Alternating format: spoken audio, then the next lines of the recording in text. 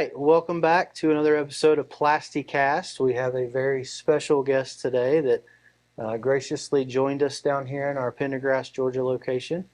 This is Lisa-Marie from Impact, and she's excited to join us and tell us what's going on in the marketing world and how she's helping Resolux and vice versa. So why don't you introduce yourself and tell us a little more about Impact? Yeah, thanks for having me. I'm so excited to be here today. A bit about me, I'm co-founder and CEO of Impact. We are the leading digital growth accelerator for primary packaging in North America. So we are specifically focused on helping suppliers build their digital footprint and reach more brands online. And on the buyer side, we're helping them actually connect and collaborate with packaging manufacturers directly and make that process a whole lot easier. Awesome. So I have to ask, how did you get into this? Like, how did you get into, hey, I'm going to go do a technical, website that's involved around packaging? How did this come to life? Yeah, great question. So I actually started my career at Unilever on the brand side. Okay. So I was a global brand manager, mostly focused on innovations. And it was shocking to me how challenging the process of sourcing packaging was. And I think, whether we were working with new suppliers or existing suppliers, it was often challenging to see what stock options they had because the catalogs weren't sort of searchable or the data wasn't organized to be able to see things quickly.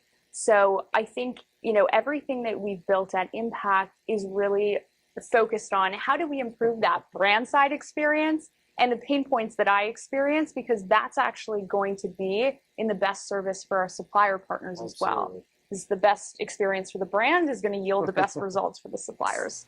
Yeah, I mean, I know that being on the Resolux sales team, I absolutely love it. I use it all the time. It's just a great tool for both being in front of a customer, whether it's at a trade show, at their office, where I'm at home.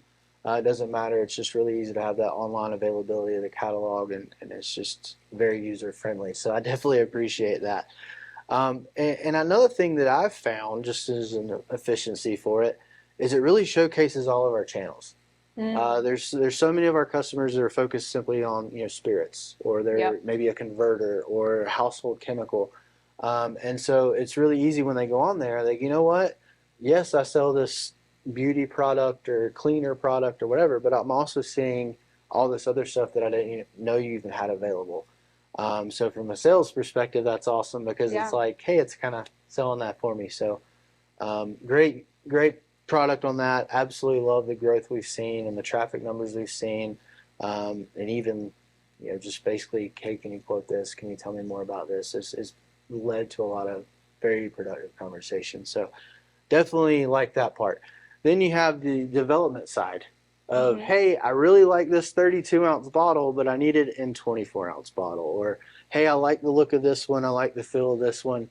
So I think, to me, in a lot of ways, it speeds up our development process, because we can easily say, hey, I need that bottle, but in that size. Right. So I think that has definitely helped our development team, because we kind of have an idea, a better idea from the customer of what they actually want, versus just kind of pulling out the whiteboard and trying to figure it out. So I think from a development side, it definitely helps us out, and that's what we're kind of known for. So that was a big thing. And just talking to the sales team, I mean, I think they, for the most part, they're using it multiple times a week, if not daily. Yeah. I know personally, like I said, I use it pretty much daily. Anytime I'm on the phone with a customer, I'm looking at it and, hey, here's this, here's that. So I think from that perspective, it's been fantastic. And that storefront is a go-to. I mean, we have that QR code on all of our business cards. We have the link on all the signatures of our email. So it's kind of our go-to from a sales perspective of how can we help the customer get to what they need. So I think that's been fantastic. Well, I think that's great to hear. I know we just got out of a session with the sales team, and hearing how they're using it with customers and really kind of helping customers get to options faster is really kind of the intent of why we build such a user-friendly, searchable catalog. So I think starting with how do we actually take stock of what's actually there, and then turning that into a really user-friendly search experience is something that we're particularly focused on. And I think it's been great to hear how that's helped you guys both from a sales standpoint and then also unlocking new opportunities from a development standpoint. Yeah, and I know you'll get into this in just a minute, so I'll steal your thunder. But I mean, I think the two trades are coming down the track at the same time with the search engine optimization, and then the ability to have that catalog there. So it's one thing to be found, but once you're found, you got to be able to show something. Right. And so I think that has been fantastic because we're a little bit more accessible online now. People kind of see us a little bit more, but we also have somewhere for them to go and look. So speaking of the search engine optimization, we've seen some great strides with the partnership with Resolux, and I'd love to see kind of how you see that. You know, what's the data behind that success? Yeah. So just to zoom out a little bit, um, really our focus is actually on how do we make sure that when the buyer is searching, that Resolux is found. Absolutely. And that you're actually getting in front of that buyer when they're looking for exactly what you offer. So that kind of transforms the model a bit from like a push, like, hey, we have this, are you looking? To, hey, I'm looking, and you actually have, what they're looking for, whether that's in catalog or in capabilities. And so with Resolux specifically, I think we have seen really great strides. Some of the data that our team has pulled from, just the end of Q1 of 2023 to the end of Q1 of 2024 is really great to see. So at that time, Q1 2023, Resolux was ranking for about 20 keywords. Yeah, keep me honest here. 20 keywords in the top 25. And end of Q1 2024, Resolux is ranking for over 120 keywords in that top 25 on Google. That's awesome. So that's a 6x growth in That is keyword amazing. ranking, That is amazing. and really kind of mined for the keywords that Resolux is best positioned to play for. So I think that that's been something that has been great to see, and that as we look ahead, we can continue to accelerate. I know we just did the preform catalog in October of last year, which I have heard from other partners we work with who actually buy preforms from you guys that has been a game changer for them. It's been awesome. So because they can quickly search and see, what's in the U.S. and what specifically they're looking for. So on the preform side, that went live in October, and already you guys are ranking for PET preform manufacturers, in the USA, high quality professional PET, a bunch of different keywords in the top 10.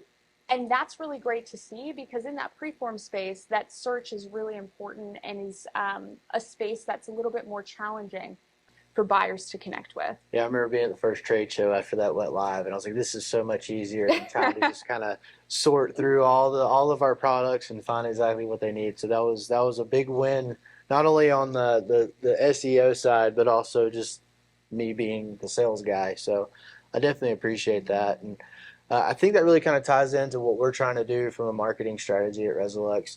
We're really trying to really expand how we're seen in the industry, how we're seen in different channels and different marketplaces. We're really trying to get our name out there. Like you said, a big piece of that was we got to be found online first. Yep. And so that's you've helped us tremendously with that. We're very grateful for that. And then on my side, I'm really trying to make okay. Now that you found us, now what do you see? So we want to be able to build the brand. We want to be able to have that expectation of when you see that brand, what does that mean? Right. So we're really trying to make sure we're telling more people yes, we're developing more, we're developing faster, because that's kind of that position we want to hold within our marketplace. And then at the same time, we want to naturally be able to penetrate new markets. Mm-hmm. We're doing really well in the preform game. We're really doing really well here. We're doing really well here. There's so much plastic out there that we're not even touching. We're not calling on. So we just need to make sure we're ready for that. We want to be able to get in there, have our sales team have a solid foundation of our offerings and services, and so that's kind of what we're doing. And I think we're in a unique industry too, where as we succeed, our customers succeed. Yep.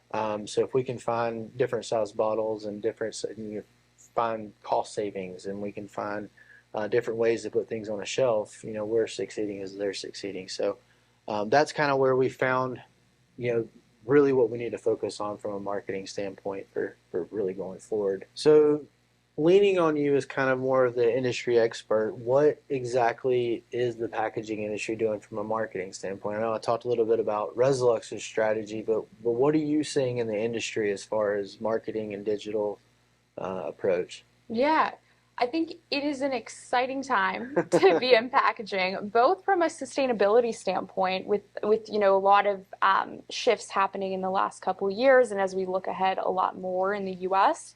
And then from a digitization standpoint, I think we're really reaching this point in packaging where they're sort of in this changing of guards almost with the buyer, where you have over 70% of buyers being digital natives. They grew up online. They're not calling the restaurant to order or to do a dinner reservation. They're ordering online, or they're online making a reservation, and so they have a digital expectation that is largely been met in their consumer life that has not yet been met fully in their work lives. Makes And sense. so we're kind of seeing that translate to a greater demand for really seamless experiences in the B2B world, and specifically in packaging. So as we kind of look ahead at what those opportunities look like and how to meet that new buyer's expectation, there's really sort of three big opportunities that I see. The first is around building a searchable digital catalog. This is almost table stakes. Yep. It's a lot easier for a buyer to search for what they're looking for and then engage once they know you're kind of in the realm of the cataloging capabilities they're looking for.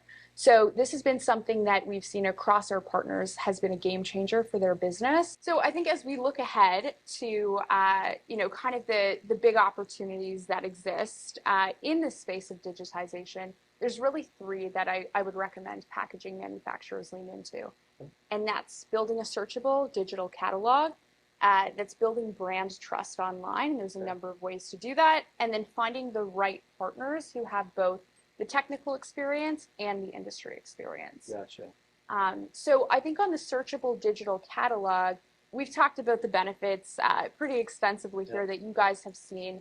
I think the top three kind of highlights that I know in the survey of the Resolux team that they found to be most beneficial is that it gives customers a modern experience. So it almost gives you this way to meet that modern buyer's expectations. It helps sales reps get options to customers faster, and it also helps the customers get to their options faster and then engage with the sales rep. So that's sort of the first big bucket, is around building out that searchable digital catalog. The second bucket is around building brand trust online. And I think that you guys have done a really good job of this, especially recently, which is that the modern buyer doesn't just want to go to your website and see nothing else about you anywhere else. Yeah. So it's about building credibility on other platforms, on LinkedIn, having some presence on other channels, and really giving the buyer an opportunity to learn more about you that is not just coming from yourbrand.com. Yeah. So that, I think, is really important, especially as the younger generation of buyers continues to move into those decision-making seats. I mean, I see it all the time at trade shows. I mean, the days of handing out business cards and it's all word of mouth, and now you go and there's QR codes everywhere, and follow me on Facebook and TikTok and Instagram. Like everything, even on the business side, is now kind of looking towards that digital connection, if you will. So right.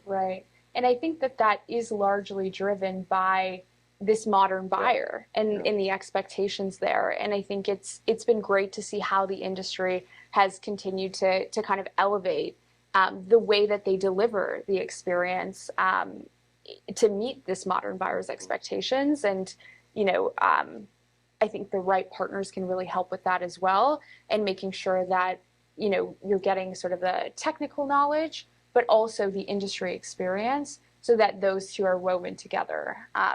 Because I know sometimes without the industry, like our industry is complex. It's really, it's not like a plug and play, you can work with a generic digital agency and be up and running in a couple minutes.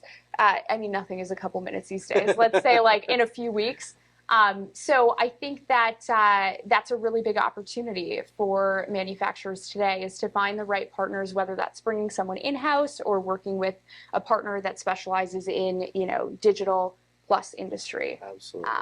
And that's sort of the magic hybrid, I think. The magic recipe. Yes. So thank you for joining us today. I think you've given Thanks us. for having me. Yeah, absolutely, and you've given tremendous amounts of information and kind of some roadmaps, if you will, on how to to gain some marketing trust and online trust and brand trust.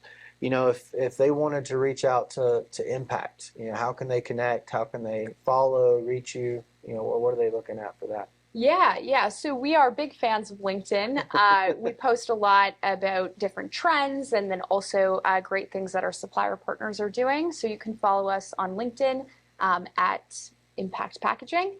And then if you're interested in, kind of exploring a digital roadmap or learning more about what we do, you can send us an email at info@impactpackaging.com. Awesome. And shameless plug, Resolux may have been on your LinkedIn a time or two. So This like podcast may like have this been may on, make on it. our You never LinkedIn. know. It may make the cut. But anyway, thank you for joining us for another episode of Plasticast. Please like, follow, share, subscribe.